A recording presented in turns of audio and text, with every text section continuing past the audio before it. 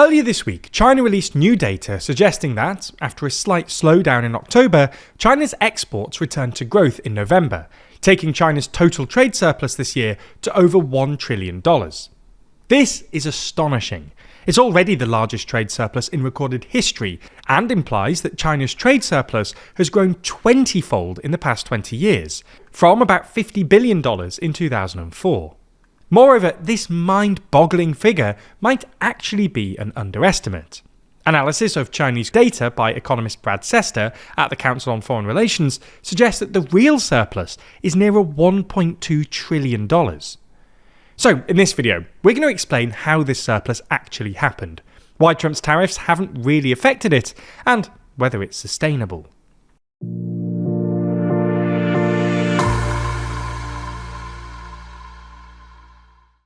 Who is the most influential person in the world? Each year, we ask the audience to rank their top 10 most influential people across politics, media, culture, and activism. And now it's time for you to have your say. Click the link in the description to cast your vote for our 2026 ranking. So, to understand how China's trade surplus got so massive, we sort of need to answer two separate questions.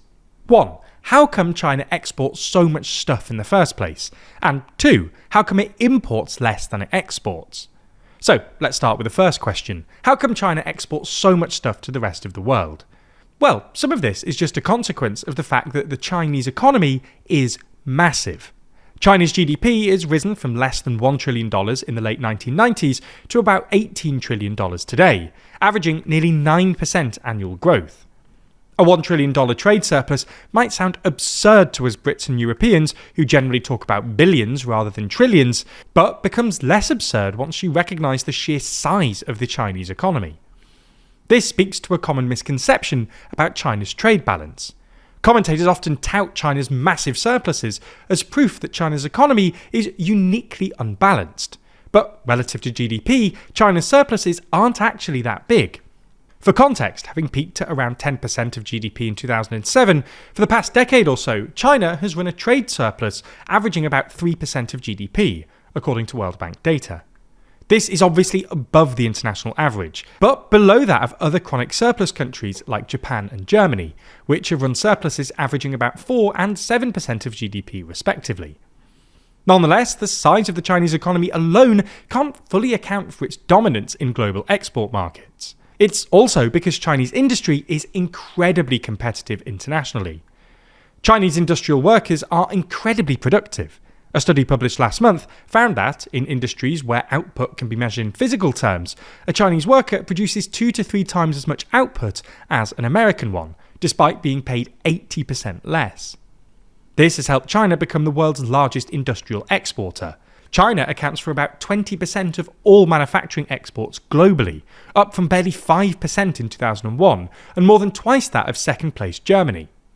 According to an analysis by economist Richard Baldwin over at the Centre for Economic Policy Research, China now accounts for something like 35% of total global manufacturing output, roughly quadruple what it was when China joined the World Trade Organization in 2001, and roughly the same as the next 10 countries combined.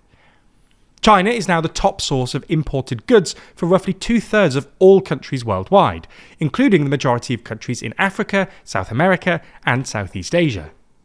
Much of the recent growth in Chinese exports has been driven by high-tech manufacturing, like semiconductors and electric vehicles, which have grown particularly fast over the past year or so. So that's why China exports so much stuff. It's both that China is just a massive economy, but also that its exports are internationally competitive, especially when it comes to manufacturing and industry. On to the second question. How come China imports less than it exports, hence the trade surplus? After all, when China exports loads of stuff, it gets lots of foreign currency in exchange, which you'd then expect Chinese households and businesses to spend on an equivalent amount of imports, thus balancing the overall trade account. Well, frustratingly, there's no clear consensus among economists, but it's worth noting that, for every trade surplus, you need an equivalent trade deficit. After all, one country's export is another's import, which means the world's overall trade accounts must balance.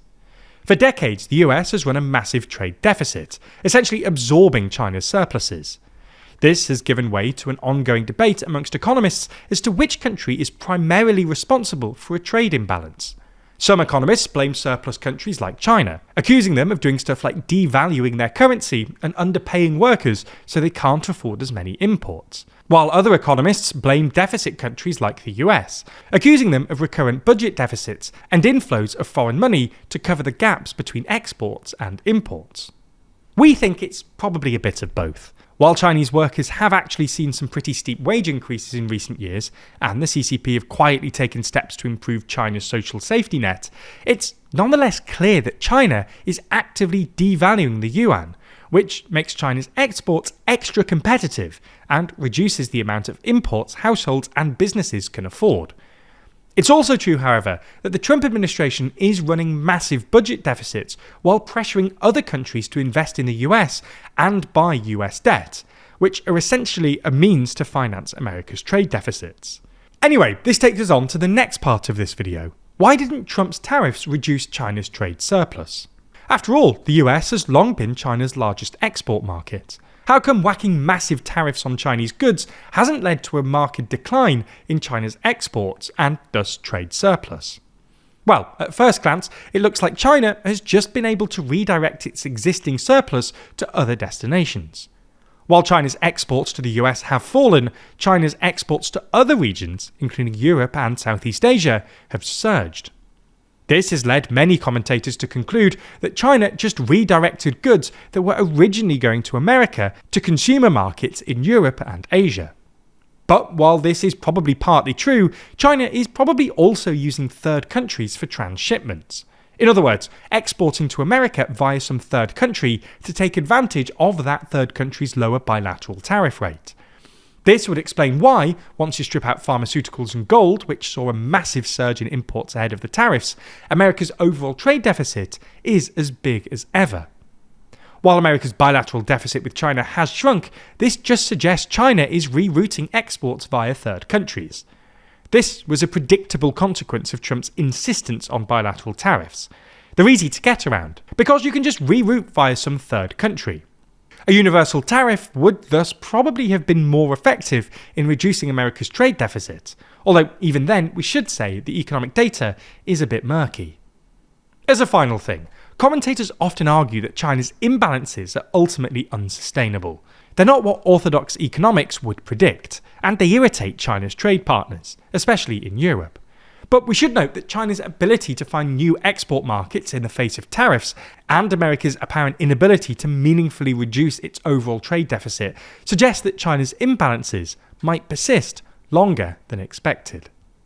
Our magazine Too Long is now officially in stock, with this latest issue focusing on the reshaping of the Middle East. In it, we run through each country in the region to discuss how they're rewriting the next chapter of their story. From Qatar's growing global influence, who will govern New Gaza if Iran could dash for a nuke, or how Lebanon can disarm Hezbollah. This is a region we know a lot of you are interested in. So this latest issue dives deep with our real thoughts on the next era of this often troubled region. Not only that, we also have sections focusing on UK, EU and global news, including our full rundown of some of the biggest elections which happened around the world over the last year. There's also our interview with YouTube's Money and Macro on how to fix the EU economy, the rise of the politician influencer, and the new left emerging in the UK. Subscribers to Too Long automatically get 20% off every copy as long as they stay subscribed.